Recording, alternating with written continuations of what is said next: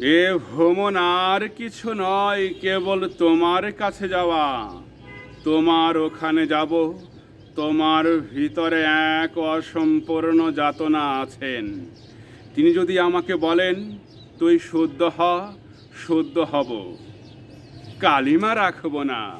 এ ভ্রমণ আর কিছু নয়, কেবল তোমার কাছে যাওয়া।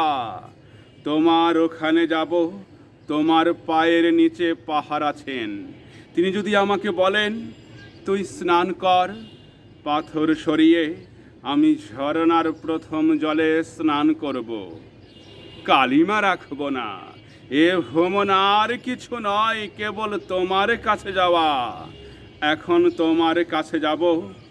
তোমার ভিতরে এক সাবলীন শুশ্রূষা আছেন। তিনি যদি আমাকে বলেন তুই ক্ষত মুছ, আকাশে তাকা, আমি ক্ষত মুছে ফেলব। আকাশে তাকাবো, আমি আধার রাখব না। এ ভ্রমণ আর কিছু নয়, কেবল তোমার কাছে যাওয়া। যে সকল মৌমাছি, নেবু ফুল, গাভীর দুধের সাদা, হেলেঞ্চা শাকের ক্ষেত, যে রাখাল আমি আজও কোথাও দেখি না, তোমার চিবুকে তারা নিশ্চয়ই আছেন।